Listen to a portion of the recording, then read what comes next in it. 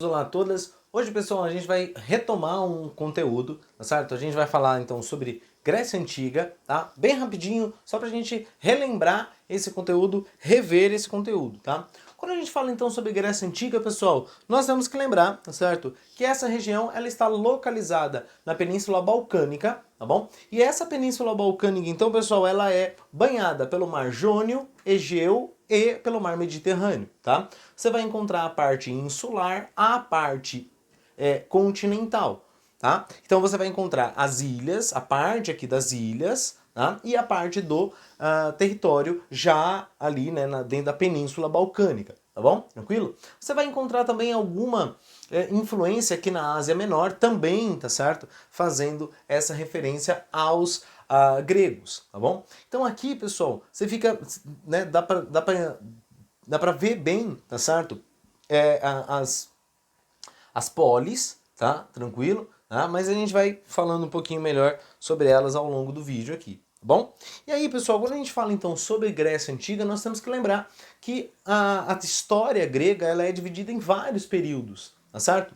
Por exemplo, quando a gente fala então do período pré-homérico, é um período de formação da Grécia, tá? Aqui a gente tem que lembrar sobre a matriz cultural grega, tá? Então são os povos indo-europeus, os aqueus, os jônios, os aqueus, os jônios, os eólios e os dórios, tá? Quando os dórios atacam essa civilização creto-micênica que nós costumeiramente colocamos aí esses outros três povos indo-europeus, os aqueus, os eólios e os jônios, tá? Eles promovem então aquilo que a gente conhece como a primeira diáspora. Justamente quando as pessoas saem então da península, saem então da parte insular e vão então para a parte continental, tá certo? Dentro dessa parte continental, eles continuam então realizando as suas comunidades gentílicas, os seus genos, tá? Nós temos que lembrar também que o geno, e aí nós vimos os genos dentro da parte do período homérico, tá?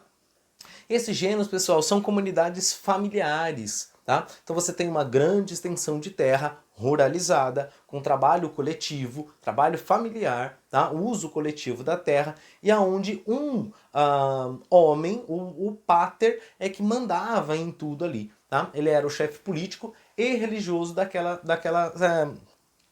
comunidade, tá certo? Pouco a pouco, pessoal, por falta de terra, por uma questão de crise econômica ou por alianças, esses genos eles acabam se unindo e formando a polis, tá? Quando a gente fala em polis, então, pessoal, a gente tem que lembrar, tá? Que a polis geralmente, ela é dividida então em duas partes, tá certo?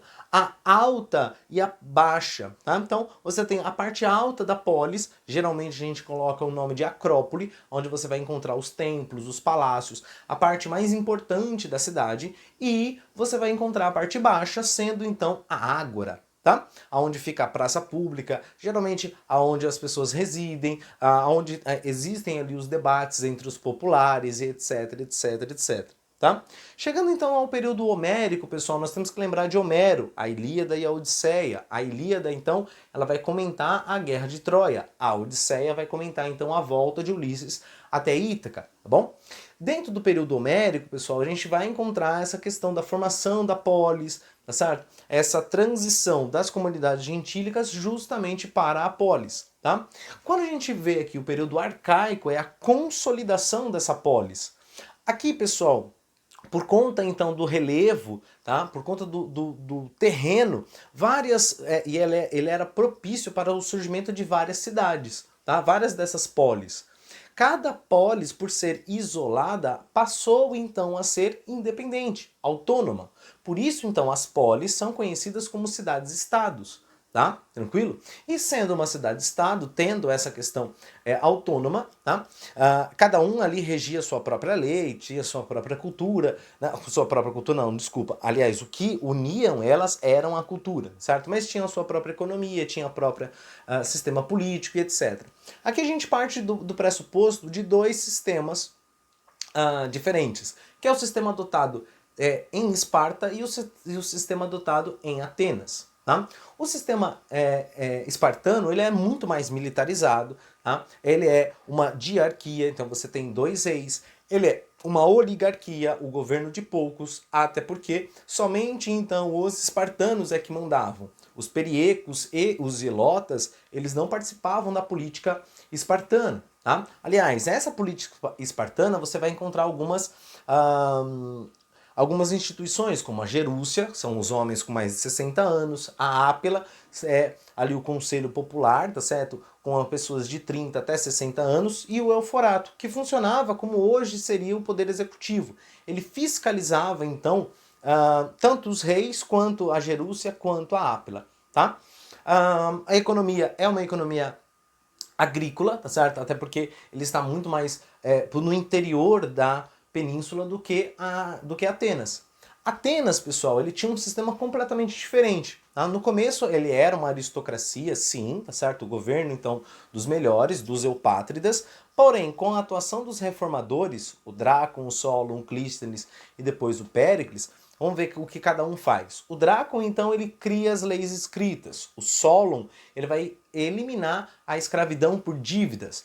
O Clístenes vai ampliar ali a questão da eclésia e da bulé, tá certo? Da participação, então, do Conselho dos 500 com a Assembleia Popular, tá? E o Péricles vai ampliar a questão democrática, tá? Então, ele passa de uma aristocracia para uma democracia. Não é uma democracia igual a nossa, do período aqui que nós vivemos. É uma democracia, pessoal, direta. Tá? É uma democracia onde as pessoas então votavam. Porém, essa democracia ela é excludente. Mulheres não poderiam votar, escravos não poderiam votar, ou ex-escravos também não, e estrangeiros também não poderiam votar. Tá bom? Então, ela é excludente, ela é direta. Tá? Então ela tem alguns pontos semelhantes aos nossos, mas os pontos divergentes, tá certo? Os pontos diferentes são bem diferentes, tá? Tranquilo? Então cada polis aí vai adotar um modelo mais parecido com o de Esparta, mais parecido com o de Atenas, tá bom? O período clássico, pessoal, é um período então voltado para as guerras médicas ou a Guerra do Peloponeso. Guerra médica, então, a guerra entre os helenos, os gregos, contra os persas, o povo do medo. Tá? É aqui, nesse ambiente, que se passa então o filme 300, né? Seja ele o primeiro 300 ou a ascensão do Império. Ele se passa dentro das guerras médicas, tá? Aonde então você vai ter batalhas como, por exemplo, tá certo?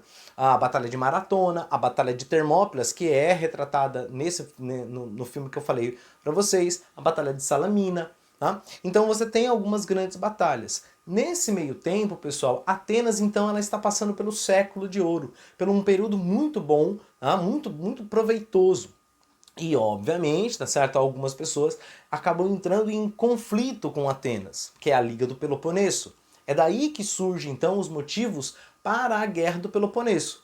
A Guerra do Peloponeso é a Liga de Delos, formada, então, por Atenas e seus aliados, contra a Liga do Peloponeso, formada, então, por Esparta e seus aliados. Tá? Aqui nós temos, então, a teoria do suicídio grego, que é justamente, pessoal, o conflito civil que acontece dentro da Grécia, certo? Que leva ao enfraquecimento das polis. Tá? Com a vitória da Liga do Peloponeso, você vai ter ali um período de ascensão de Esparta, depois uma ascensão de Corinto, ascensão de Tebas. Porém, pessoal, esse enfraquecimento ele gera uma consequência gravíssima, que é justamente a invasão do Império Macedônico, tá? Iniciada então por Felipe II, pai de Alexandre o Grande e consolidada pelo Alexandre o Grande, tá? Mas ele não ficou só ali, tá certo? Ele ampliou as regiões, ele foi para a Ásia Menor, foi para o Oriente Médio, chegando até a Índia, tá? E ele acaba se tornando então um grande imperador. Tá? Então o seu império ali, ele pegava uma parte da Europa, ele pegava uma parte da África, uma parte da Ásia, tá? Morreu muito jovem, óbvio, mas ele promoveu aqui, pessoal, a difusão da cultura grega, tá? E ele foi juntando essa cultura grega com a cultura local, tá? É aí que você tem, então, a cultura helenística, tá bom? Tranquilo? Algumas coisas nós guardamos, né, dos gregos até hoje, como, por exemplo, a filosofia, os Jogos Olímpicos, o teatro, tá? Várias questões aí matemáticas, de literatura e etc, etc. Então até hoje a cultura grega ainda se faz presente dentro do nosso cotidiano, tá bom? Então, foi uma aula rapidinha, só pra gente rever os conceitos, tá certo? Rever, então, algumas questões, tá bom? Tranquilo? Então, qualquer dúvida, qualquer comentário, deixa aqui que eu entre em contato o mais rápido possível. Bom, até mais!